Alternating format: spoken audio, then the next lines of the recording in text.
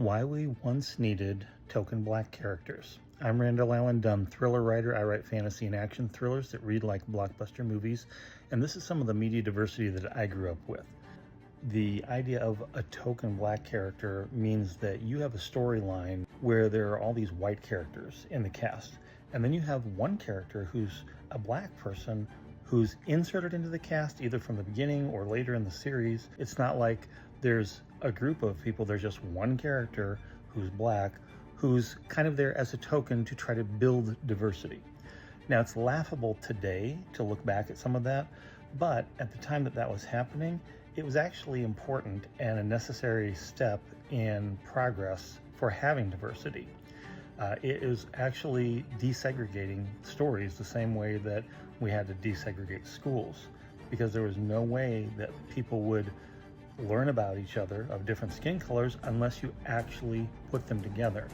And in the case of a lot of stories that were out there that were all white, you had to just get some character in there to have some mix of color.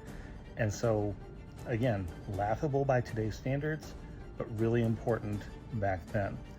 Possibly the earliest and probably one of the best token black characters, who often, even though they might have been inserted into a group where sometimes it didn't seem like they necessarily would hang out with these other kids who were white, there were a lot of times where it was done really well and it really worked.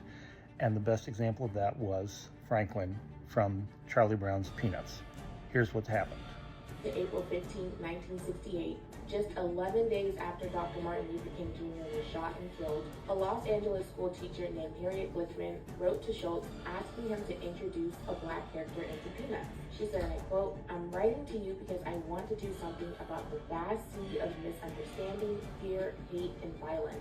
On July 31st, 1968, Franklin was officially introduced to Peanuts. He brought back a wayward ball to Charlie Brown at the beach. With all that being said, according to Schultz, there was a lot of pushback from the United Feature Syndicate, basically the company that syndicated the Peanuts comic strip. They were worried that some newspapers would protest, and some newspaper editors did. In fact, in early 1970, Schultz published a strip with Franklin and Peppermint Patty sitting in school next to each other in class. Several newspaper editors in the South expressed outrage and demanded Schultz reconsider. Schultz responded saying, and I quote, "Either you print it the way I draw it, or I quit." Some of the editors printed them, and some of them did not. Thanks for watching. Keep believing.